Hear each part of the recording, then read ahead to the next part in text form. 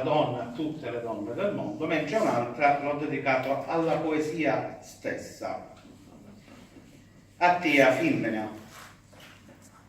Una casa senza femmina è l'inferno. Sediata, sola, povera e malata. Da giorno non c'ha luce e la nottata la ghiazza nel gelo dell'inverno.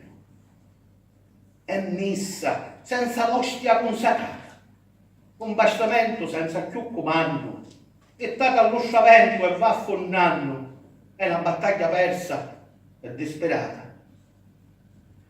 Un giorno da casa pare un anno, a giorno è scuro non c'è l'indifferenza, se mangia e dorme a quando si ci pensa, e dincia come nebbia va sommando.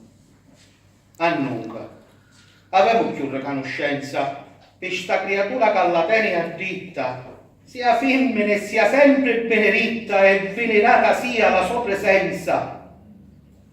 Della famiglia è la mano gitta, l'ascio della casa è fondamento, è della vita nata e nutrimento, bandiera dell'amore sempre in vita. Se meritasse un tempio e un monumento, portamolo in trionfo fra le gente, facendoci un chino reverente, per 100 volte e ancora per 800.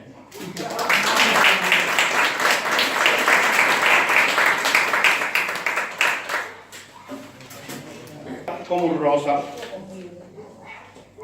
cogliela come un rosa a primavera, e lo so sciaura adatta di avvocati, stringela forti e pigliala avvasate, sopra da vucca che è una zuccarera. Passa insieme a Ida di nottate, lo solo a mezzanotte fa spuntare, e più t'abbrazza e più la vuoi abbrazzare, una testa se d'amore a più maiati.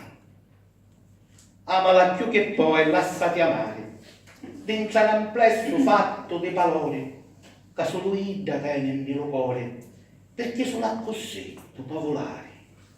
Se vuoi toccare tutte le tesore, è lo misterio di sta magaria, vivi alla fonte della poesia, che d'acqua leva siti e te ristori.